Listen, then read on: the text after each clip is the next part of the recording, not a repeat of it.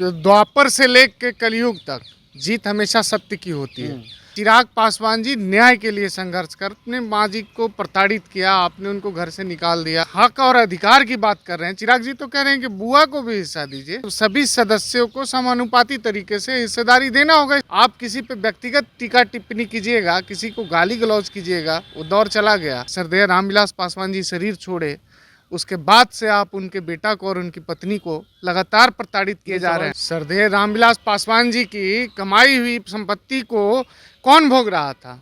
आदरणीय पारस जी को इन सब चीज़ों पे सोचना पड़ेगा। अरे बहुत गहरा विषय है। एसपी यादव जी अगर चाहते हैं कि वो हक और अधिकार जो संपत्ति है वो परिवार से बाहर भी निकले, तो इसका तो स्वागत होना चाहिए ना भाई। लेकिन वो जो लंबे अरसे से चारा से लेके लारा से लेके IRCTC और रोजगार के नौकरी के बदले रोजगार तक का जो जमा धन राशि है, उसका कुछ हिस्सा गरीबों के बीच में जाए, ऐसा सुदबुद्धि भगवान तेजस्वी जी को दे। केंद्रीय मंत्री चिराग पासवान की बड़ी मांग को लेकर के देखिए सियासत शुरू हो गई है।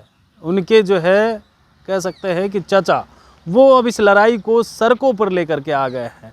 कह रहे हैं कि हिस्सेदारी देना, चिराग पासवान अपने ज़मीन में देना, अपना जो संपत्ति है उसमें दे। प्रिंस पासवान भी सवाल उठा रहे हैं, कह रहे हैं कि पटना से बड़े बड़े लोग को ले गए थे, यहाँ से नेता गए थे, लड़ाई घर की थी, घर में ही समाप्त होनी थी। अब इस पे बातचीत करने के लिए हमारे साथ चिराग पासवान के पार्टी के प्रवक्ता है मनीष जी।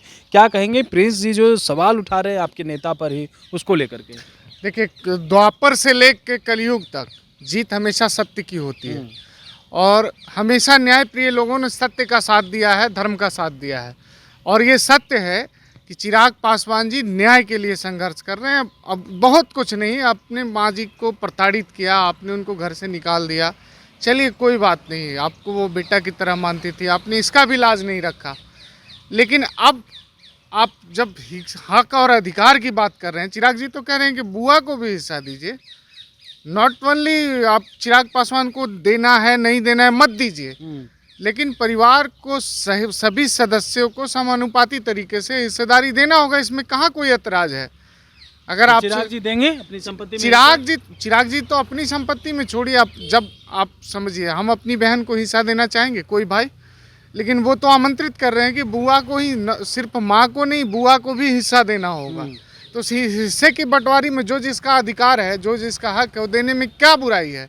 आप किसी पे व्यक्तिगत टीका टिप्पणी कीजिएगा, किसी को गाली गलौज कीजिएगा, वो दौर चला गया। आप एक बार करके परिणाम भुगत लिए, आप एक बार ये करके परिणाम भुगत लिए।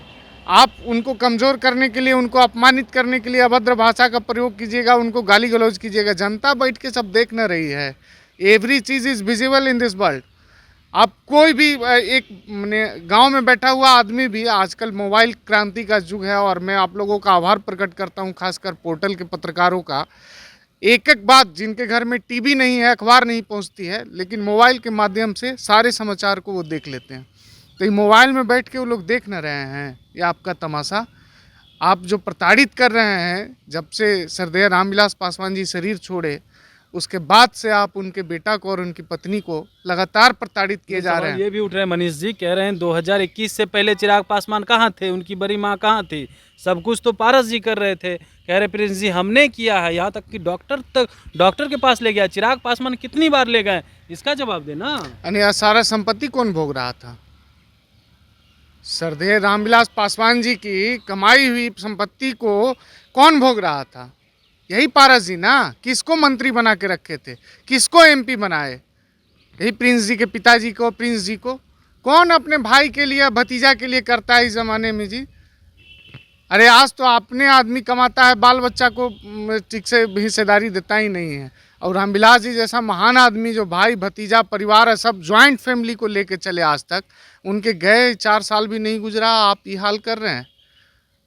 आप उनके एहसानों का, आप उनके ऋण का इतना भी लाज रखते कि कम से कम अपनी पीढ़ी के समय गुजार देते। आने वाली पीढ़ी, बच्चों में बंटवारा होता ना होता, बच्चे लोग अपने आपस में समझते। लेकिन आप तो चाचा हैं, आप पिता तुल्य हैं, घर के गार्जियन हैं। आज श्रद्धेय रामविलास जी के जाने के बाद परिवार की जिम्मेवारी आपके ऊपर है। आप समाज को क्या डायरेक्शन दिखाएंगे, समाज को क्या दिशा निर्देश देंगे, जब परिवार आपसे नहीं संभल रहा है?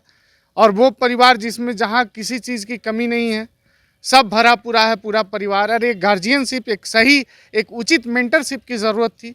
आप नई पीढ़ी के लोगों को भ्रमित कर रहे हैं, बच्चों को आपस में लड़ा रहे हैं, कैसे गार्जियन हैं भाई?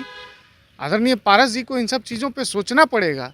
अरे बहुत गहरा विषय है और ये हम लोग नहीं चाहते हैं कि सारा मामला सड़क पे आए, लेकिन जिस तरह से कल प्रिंस पासवान जी और चीख चीख के कह रहे थे और व्यक्तिगत रूप से टिप्पणी कर रहे थे चिराग जी के ऊपर, शोभा देता है क्या कहीं से?